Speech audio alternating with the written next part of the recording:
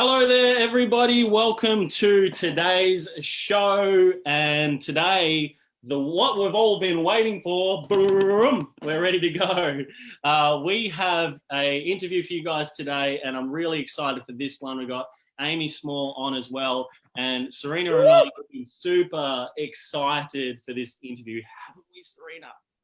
Super duper. How's everybody going out there in Facebook land and wherever else you are? So as you guys are tuning in, I want you guys to let us know in the comments, where are you from?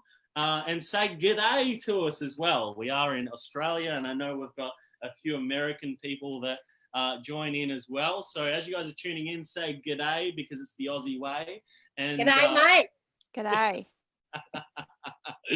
And we got some fire for you guys today. So Amy, she's tuning in from Newcastle, and Amy loves to help her customers reach financial goals as easily and as effortlessly as possible, and has been recognised as MPA's Young Gun in 2019, among a heap of other awards over the last 3 years as well, since starting her business.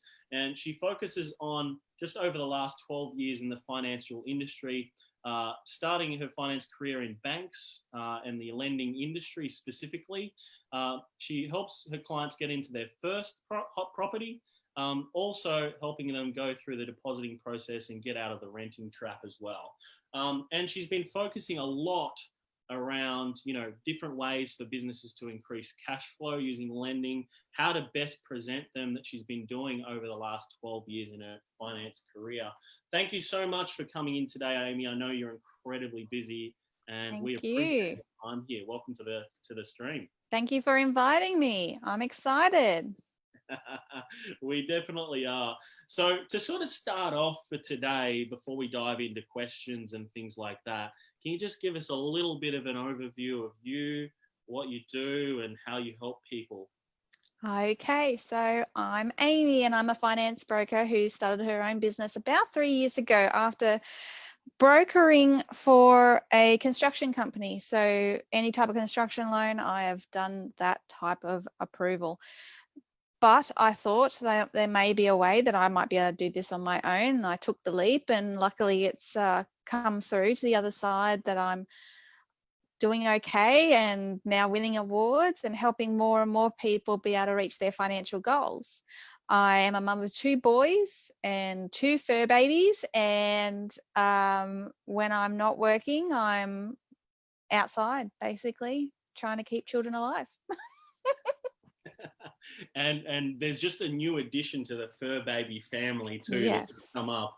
Yes. Is the fur baby there to show everybody? Yes, 1 second.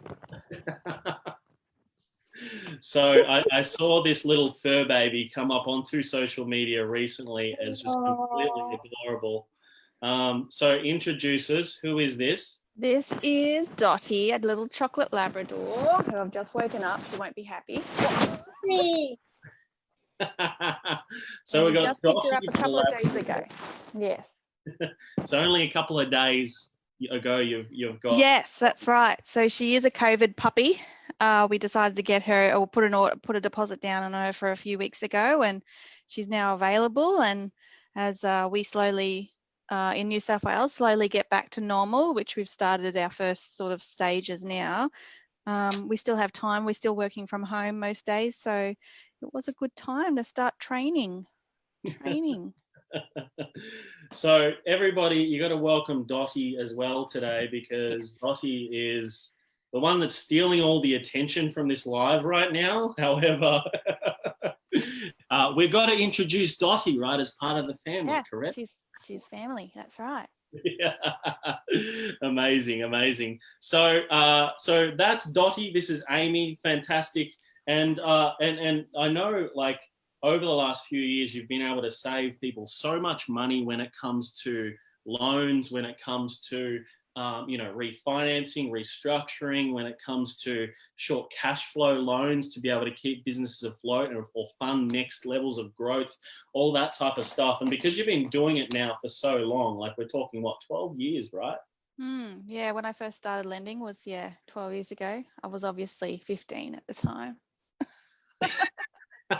same age as me. Or Wow. Started young. But yeah, I started with a bank. I sort of fell in love with the process of being able to help someone reach that huge goal, that purchase that first home, purchase that first investment property. It's such a huge change, and it's a privilege to be part of that adventure in someone's life, to be able to help them get the finance and get the right finance so that they will be looked after for a little bit longer than just that transaction, so that they know that they're saving money and actually being able to pay off that debt as well. So it's not just a matter of reaching that goal, but being looked after and moving forward as well. Correct, definitely. What's the most you've saved someone just before we dive? Just out of one client, there was, you put me on the spot. There was 4,400 per month. So it was a little investor, had about 5 properties, had been put it with all these different banks, but none of them were giving the right, lots of different debts, lots of little debts, and we're able to give a consolidation structure and able to save her $4,400.36 or something or other. She was able to issue that back into her loan. So she's on track to pay off all her debt in, I think it was like 9 years. So wow, to go from 25 years and just being stagnant, they were just paying interest only, that was it. By keeping that cash flow, we're not paying anything extra, and issuing it and structuring it the right way, we're going to pay off her debt in 9 years. Can you imagine? Like, that's 5 properties and her own home. Wow. Like, that's yeah, a huge amount. that's why you go and buy these investment properties, to have these retirement goals, that you have these little rental incomes in to support your super and support your retirement plans. So that probably was my biggest saving that I've ever come across. I love that. That's huge. $4,400 a month. Yeah. That's 50 grand a year. Yeah. Huge money. Cha-ching. Cha-ching. 100%. That's worth In it. her pocket. Yeah. Exactly. In her And the pocket. banks are already turning over millions and millions and millions and profits and everything, and to get that back in the hand of in their pocket. Yeah, it's what you want. Oh, I love that. So let's dive a little bit deeper into content and things like that now as well. So like, I know for a lot of people, in business, for example, like all of our business community here, there's some intentions for, like, a lot of people seem to understand business lending as something that's quite hard to get. So it's like sometimes, you need a couple of years worth of financials, and they need to be profitable financials. And if you haven't got financials and you've just been in business for a year or something, for a lot of people, it seems to be hard to get finance, right? So when it comes to a business that might be maybe looking to fund the next level of their growth and things like that as well, borrow or reinvest into assets or anything like that for their business to expand the growth, like, what's it going to take for somebody as well? Like, even if they were looking to like create wealth outside of their business, they've still got this challenge around needing financials and everything. Like, how are people going to be best to, like, if they're looking for commercial properties, or they're looking for residential properties, or they're just looking to fund their own growth in some way, shape or form, how are they best to, like, present this to a bank? Like, is there some things that they need? Is there, what's going to help them be able to, I guess, have the highest chance to be able to be approved at least? So, well, to start off, if you're just starting out, so it's a startup business and you're needing funds to purchase a piece of equipment, and you already have the business plan or the business structure in place, and perhaps you have that customer ready to go and you're just needing that piece of equipment, be assured that there is startup finance available.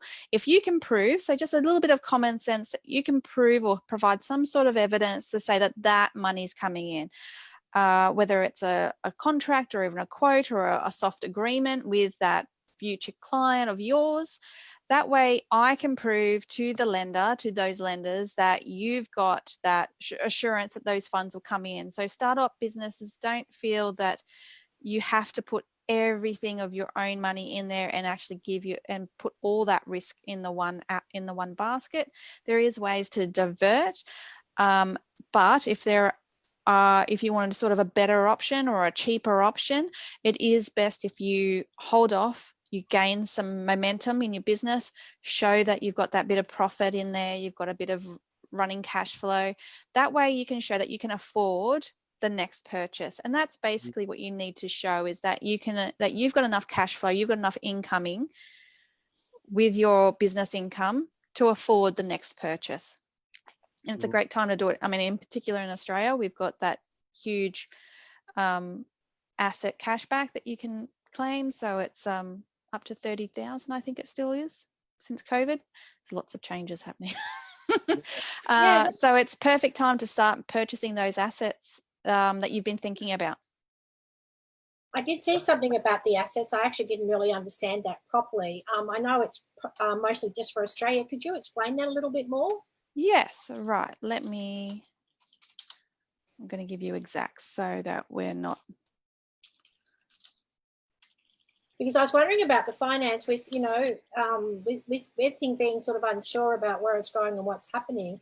I see banks are offering overdrafts. Some, you know, like mine offered one at over 7% to help with the JobKeeper thing, so that, you know. That's right. So there is a lot of COVID business loans going at the moment, if we're going to discuss COVID specifically for Australia. So there is a government guarantee. So you still need to show that you can afford the whole amount. So for example, you're wanting 100,000 to cover yourself in that shortfall period, or just to cover yourself because you know money's still coming in, but you just don't know.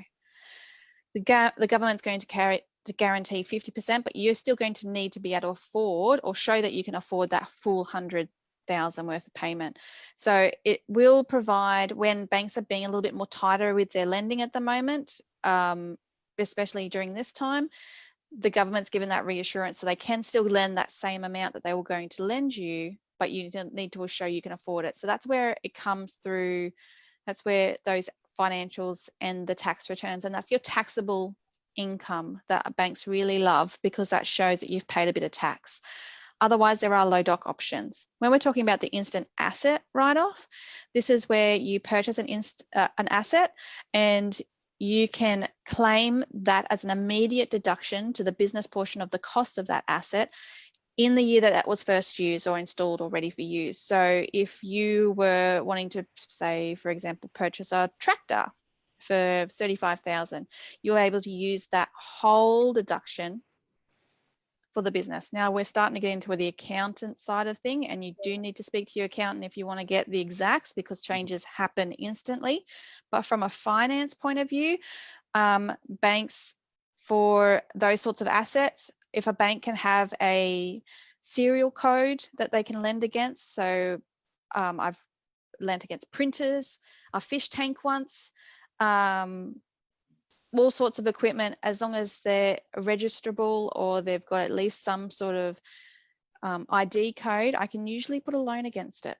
So it's certainly worth speaking to your local broker or your local business banker to see if you're looking to purchase that asset this year. It might be worth doing it this year. 100%. Like, I know I've got a lot of friends that work in like the car industry, for example, and I know a lot of businesses right now are taking advantage of that, and they're purchasing assets for the business right now based on, you know, coming up to the end of financial, like it's June already. Like, where's the year gone, right? So like, I guess for a lot of businesses, if you haven't spoken to your accountant already, you should definitely do that, because now we're coming into June. It's like that last chance in order to get access to those write-offs available. So you want to be speaking about that to them based on, you know, where you're at and your position in your business, because yeah, this is obviously a great thing that's been put in place at the moment with that does have massive write-offs for businesses. So that's great. I love that. And I know if we sort of switch as well, so that's like the business side, because I know a lot of businesses, some have had some challenges, some have experienced already considerable growth in this time as well, just by sort of pivoting their models and taking things online and all that type of stuff too. So like some of these things that are available to businesses, I know there's like the bank has given some sort of money towards all of this as well.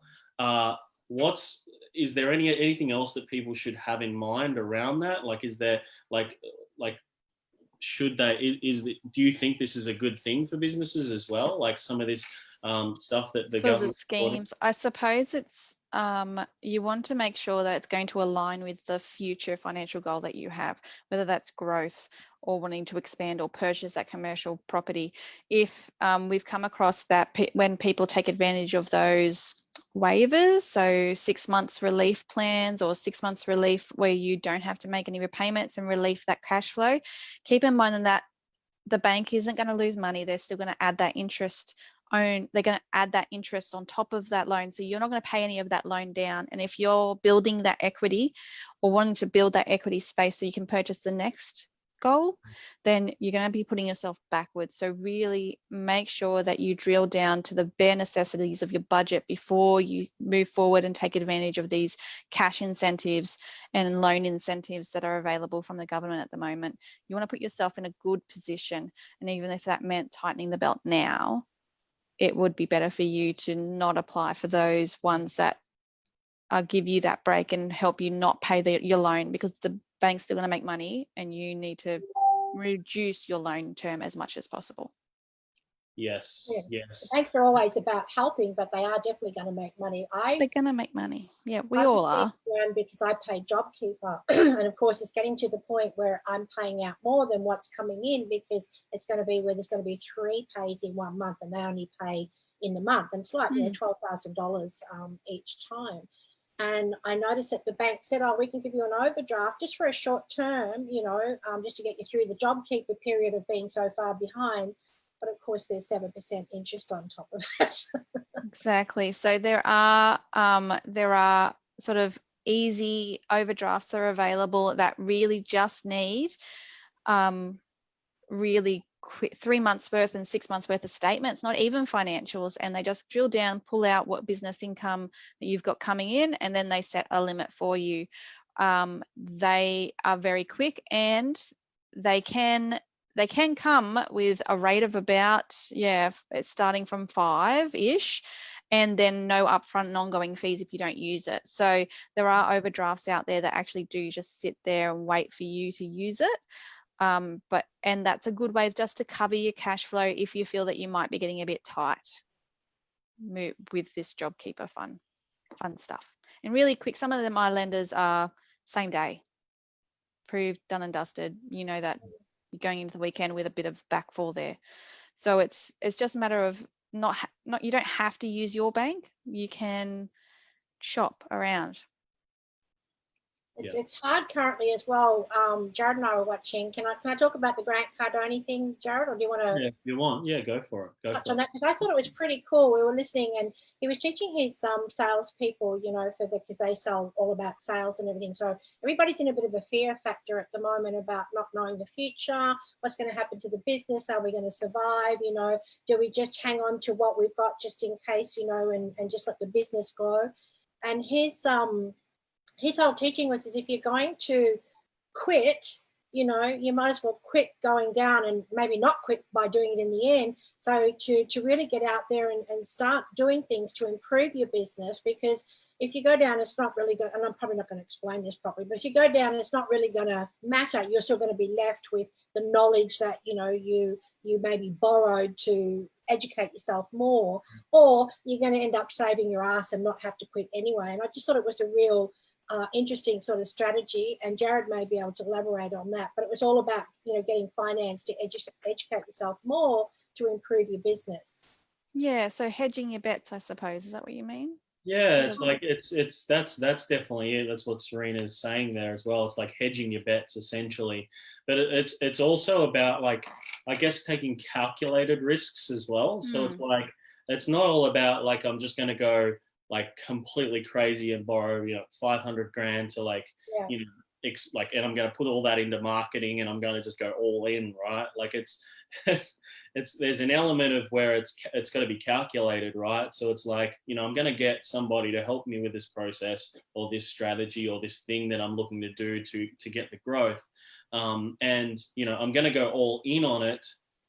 And I'm going to do everything possible to make this successful, right? So it's like backing yourself and understanding that, like, it's not about looking at other opportunities and other things that are out there. It's going all in on that one thing, because regardless of whether you do, you go all in on this and it doesn't work, you still come out of it with the knowledge and everything, right? And you're just going to restructure and move on. And big companies are doing this all the time. Like Virgin Australia, for example, when they went into receivership and everything too, like they're going to restructure and they'll restart again. I don't know how many times Richard Branson did it with Virgin Money. I think it was like 4 or 5 times in the end that he did it, and he just restructured and he just went at it again, right? Like it's nuts, the whole sort of concept as to how he did it. But now he's got it running successfully, Virgin Money, right? So, and he'll do the same thing with Virgin Airways, right? He'll restructure it and he'll do the same thing again, because that's just what successful people do. They take calculated risks and they go all in on things and they make it work for them. There's no plan B. It's like, that's the plan and that's what I'm going to do. And I guess sort of if someone was going to go down the track of, getting this other support to be able to fund things moving forward, I would suggest that they, like myself personally, I would go to someone like you, Amy, in order to get the right advice. But like someone that's going to give me the right advice too, to like reduce what I've got currently. So if I'm paying, through the nose on my mortgage now, and Amy can get me a better deal on that, releasing the cash flow so you can put it somewhere better, or refunnel it back into your home loan, pay that off in earlier. Like there's great ways to be able to have, or I suppose, structures that you can put your current finance in, so that you've relieved a bit of cash flow, or you've opened up a bit of equity so that you can make the next purchase, or the next goal win, or the next marketing lot of cash available. So it's a great way to speak to, a broker. I'd say your local broker would be the best way to go to at least find out what options are out there and how to get the cheapest one. Yeah. Otherwise, you just sit at home and you don't sort of know what's going on. Got a question from Cherry. Cherry's actually over in America. God bless her. I call her Chucky. She calls us Johnny, what is it? Bravo. Johnny Bravo. Hey, you so are, Johnny Bravo. Yes. So that's all come out now. So that's like the nicknames there. Yeah. Anyway, Cherry said she's considering applying for a business loan or pre-selling service offerings. I don't know if we have pre-selling services here. She just wants to know your thoughts. Pre-selling servicing. I'll have to find out what. Must be something in America. Yeah. So maybe it's like pre-selling a service to someone before building it. Is that what we're talking about? Maybe like pre-selling a service that way. That in a minute. Then she said, "Can you please speak to tax strategies?"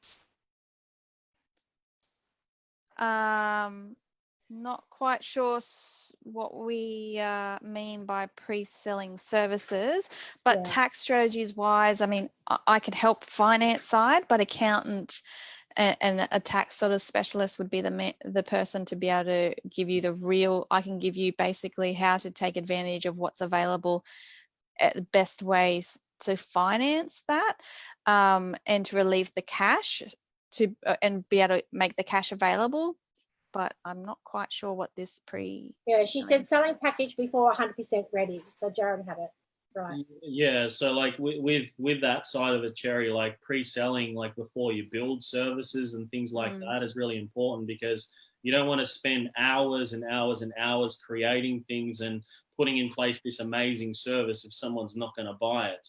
So yes, you do want to be like, that's a quick way to be able to generate cash flow for a business, is pre-selling things before you make them, because then that's proving a product is sellable. And even if it's already being sold somewhere in a marketplace currently, you still want to do it for your own benefit anyway, to pre-sell something before building it, just so you get paid to build it, but also it's confirming too that it's a sellable product, right? Which is really, really important. So that is a cool way to be able to, I guess, increase cash flow.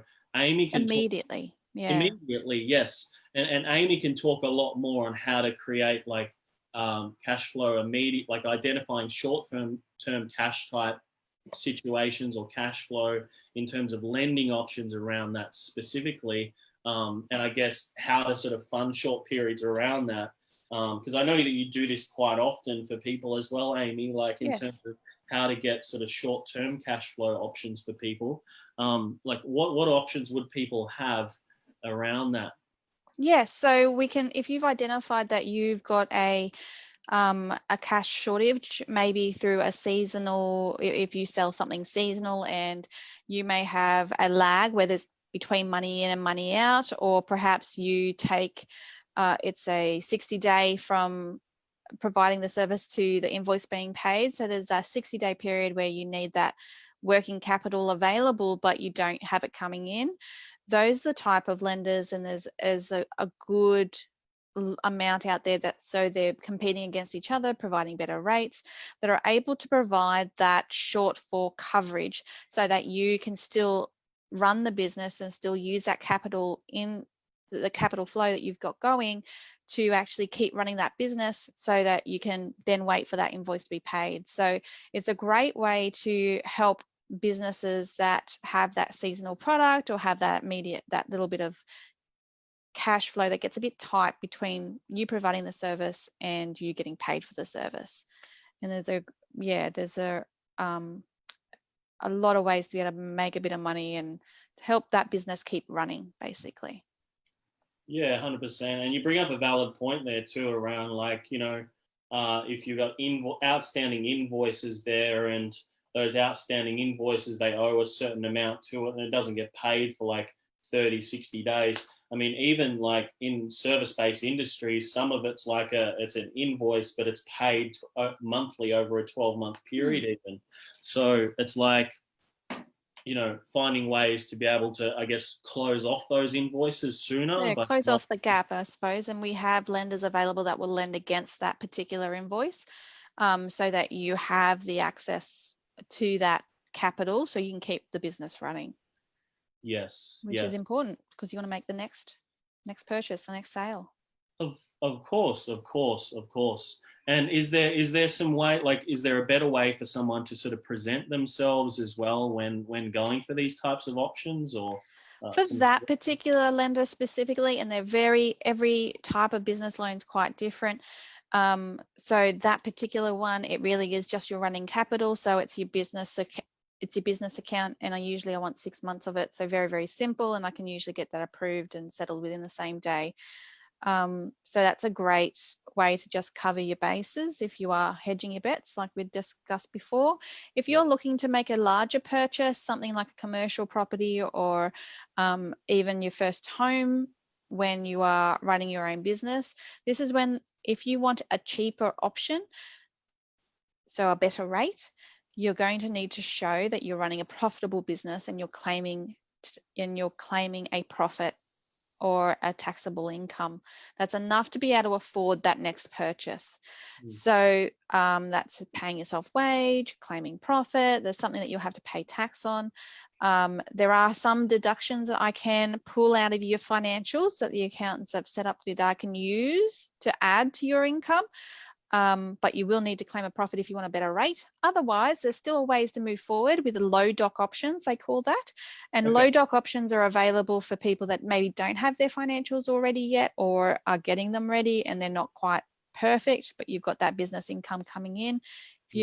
Those ones are a little bit more expensive rate wise, but they still let you purchase and move forward and buy that piece of land, buy that home, buy that next business, so that you can keep moving forward. And, you know, in a few years' time, you can always refinance to something better.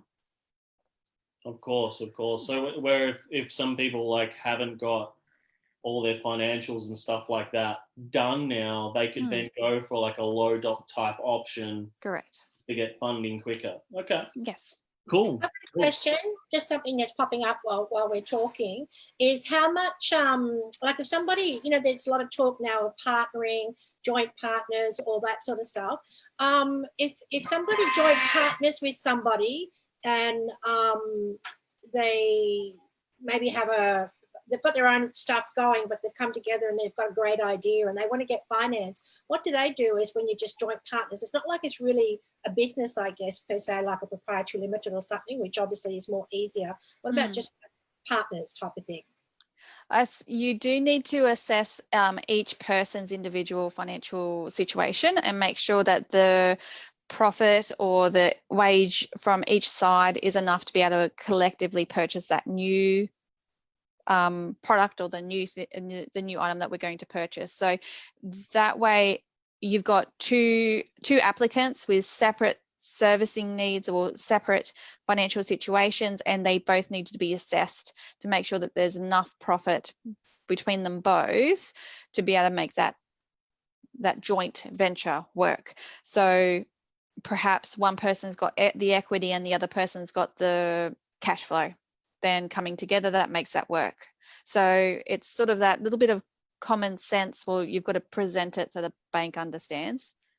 Sometimes common sense. So you want to make sure that you've got both sides are able to afford what they're currently paying for and be able to come together and make sure they can afford the next step.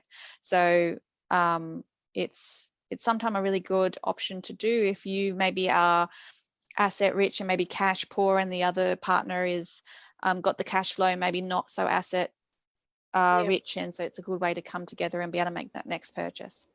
I think people do that as well too when they're doing joint flipping houses and buying houses and stuff like that. That sort of thing would come into play then too, wouldn't it? Yes, that's right. Yeah. And so you can split a title so you've got that equal share, so you still have that business, that level of separation. But yeah, I do come across a lot of clients that have come in and made business purchases, so with a partner, not a de facto partner, but an actual business partner. Awesome. Yeah. Right. I was curious about that. This is good. This is good. Are you guys getting awesome value from this as well? Those of you that are tuning in live now, are you guys getting some value? If you are, just type value into the comments. More people really need to hear this type of information, right? Like there's nowhere else on the internet you're kind of getting all of this free, right? There's usually an element where you've got to give your name, email, and contact number on the internet in order to get this type of information from someone. Or even in some cases with a lot of the information, like you've got to pay someone $1,000, right? So share this out so more people can hear this type of information, right? Because like Amy is here, goodness out of her heart today as well, to give you guys some free information to help you sort of take things to that next level as well. So share this out, share this to your pages, share this to your personal pages, your business pages, all that type of stuff. Start a watch party so more people can hear it and more people can see it as well. So do that straight away, get that done, so more people can hear it.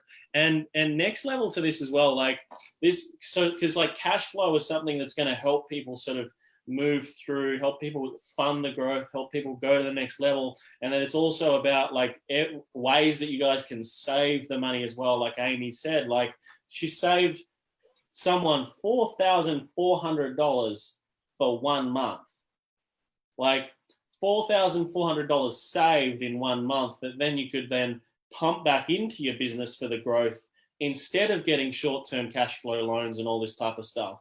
That's then $4,400 that you could use then to fund things, right?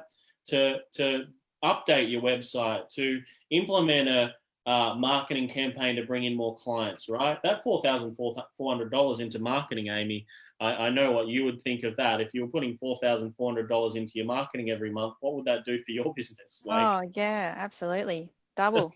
I want to put this in. I've got 3 million here to play with. Who wants it? are you giving it away? What for? Yay!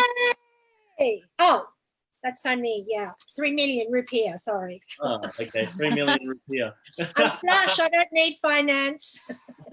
You're set. Love it. So let's talk a little bit now. Like that was sort of, I guess, the short ways we can sort of get a quick loan to be able to sort of fund those periods where there's like a 60-day period where we might not get funds and stuff like that from people paying invoices, etc. Like, can we talk a little bit more, like, I guess, on the COVID options for people now as well? So some people are on like JobKeeper, some people are on this other small business support and stuff like that.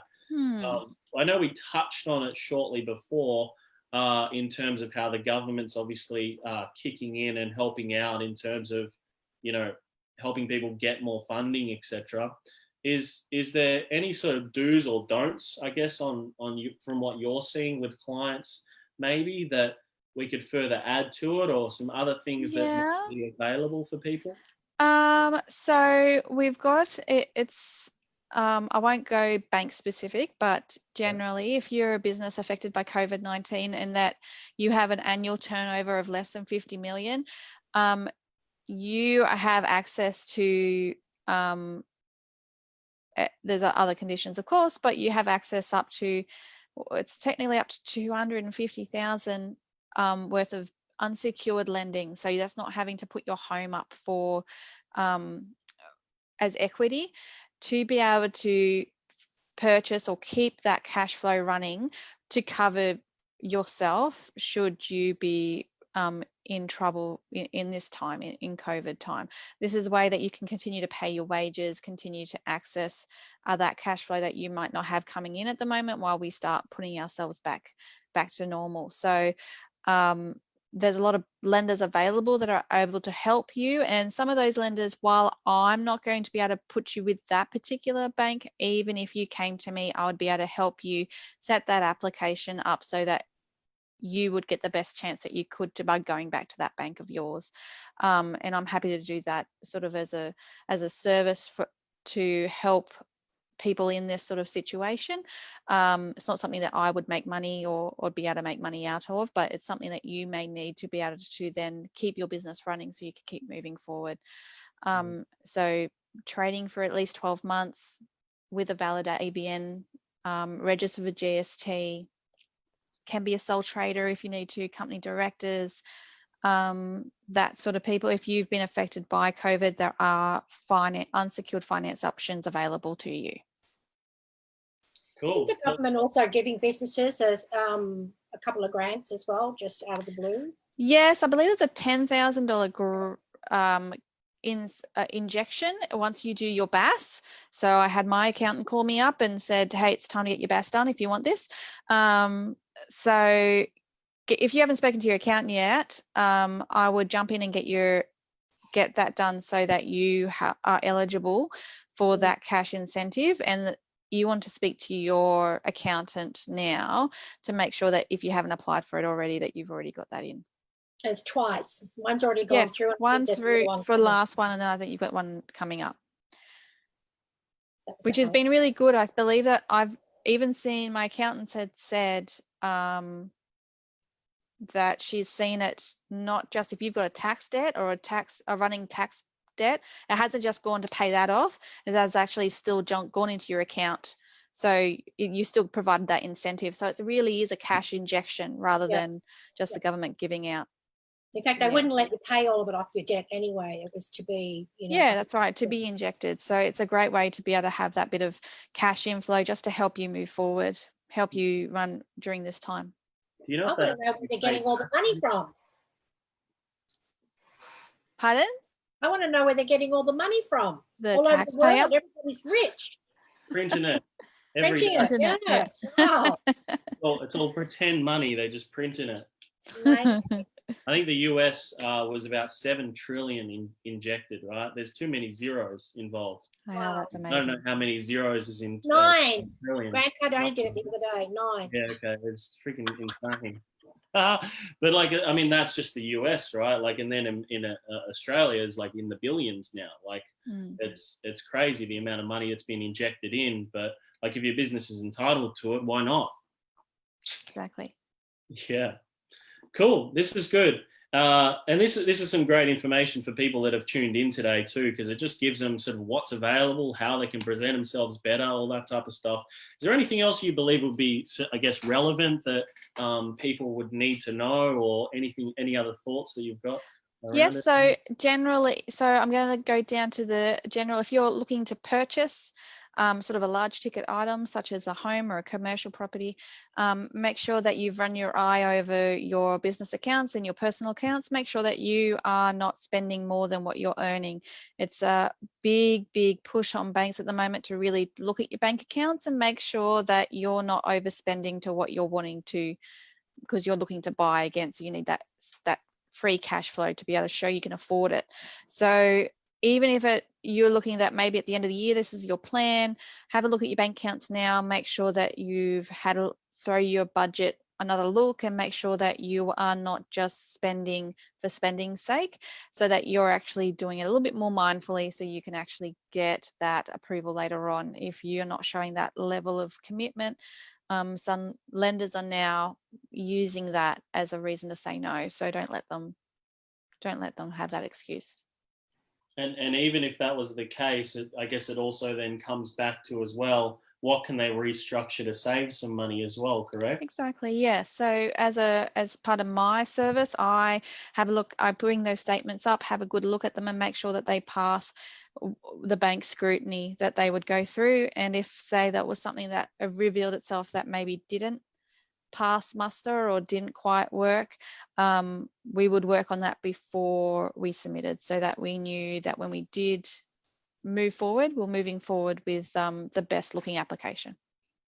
Cool. And I love the fact that you do that too, by the way, because when you go into the bank, they just want to get the application and put it straight in the system, right?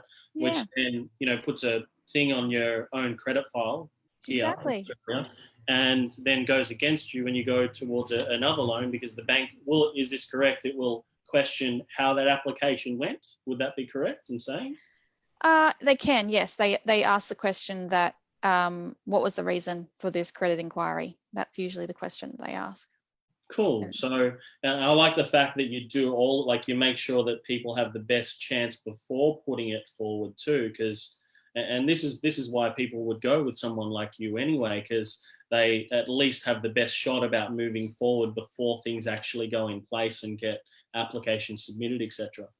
And I will place them with the lender that's going to have the best appetite for that particular financial situation. Everyone's unique and has a different financial situation, and banks have a different appetite to what type of loan they want to lend at the moment, and that may change within that year. So my role, and a good broker's role, is to be able to place that loan with the best lender that's going to not only be the best product for them, but the most likely chance they're going to get that approval for you as well.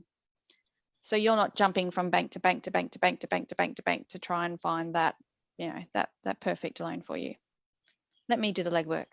Yeah, let you do all the hard work. I've got a question that's a little bit different, but still to sort of do with finance, because I hear a lot of things, and I know that there are people out there that are really struggling to pay certain things, like, they may be just sort of keeping themselves afloat, but, like, apart from here in Bali, there was somebody who had a car for hire in America.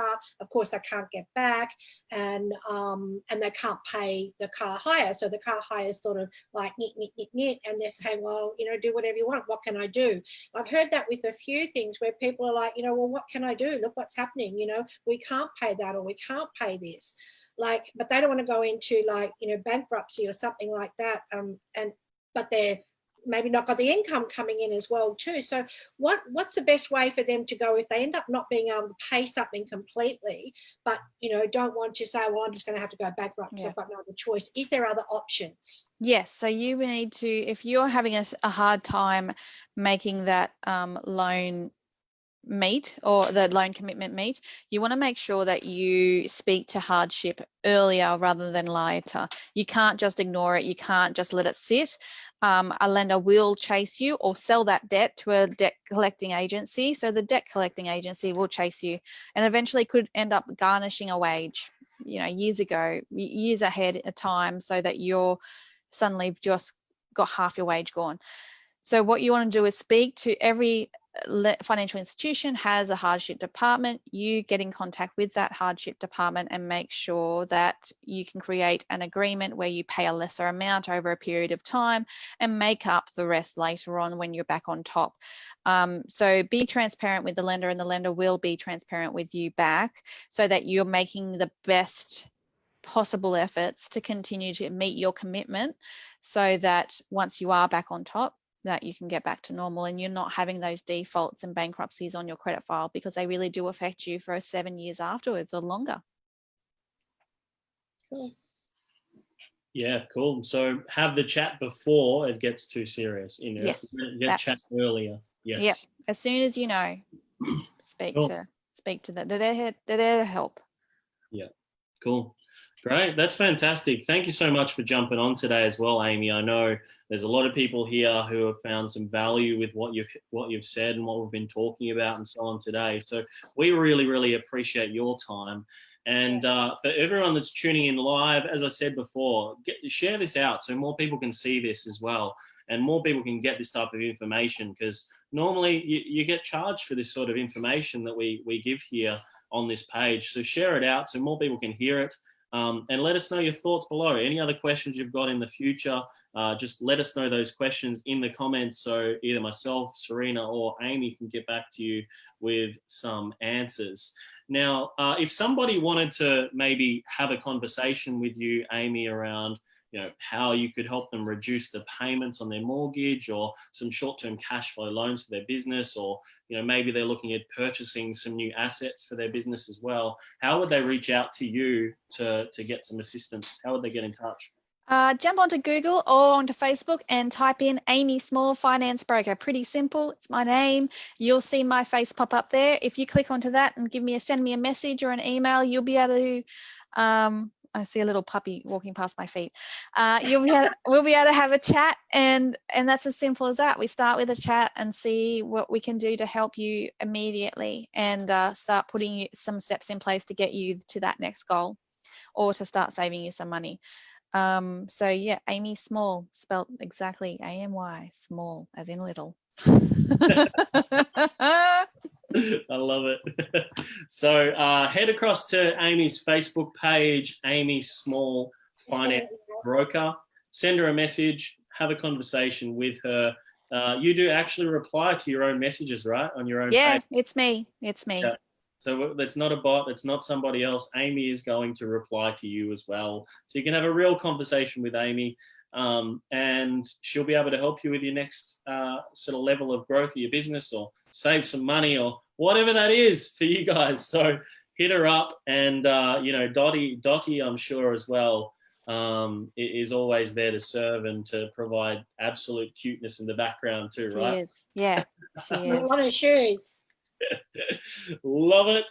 Thank you so much for tuning in, everybody. We really, really appreciate you guys. In the war room. Yeah, of course. So, and for those of you that are looking for the next level of growth in your business as well, make sure that you just comment War Room below, because we've got our War Room event coming up next week, actually, on the 5th, 6th, and 7th of June, virtual event. If you want some information about that, on how you can take your marketing and your sales to the next level over those 3 days, just type War Room below and we'll get you through all the details. Thank you so much for coming in, Amy. We really appreciate you. You're absolutely amazing. And let's go. We'll speak soon. Thanks, guys. See ya. Thanks, Amy. Thanks, Facebook. Thanks, everybody. See ya. Chucky, Nina.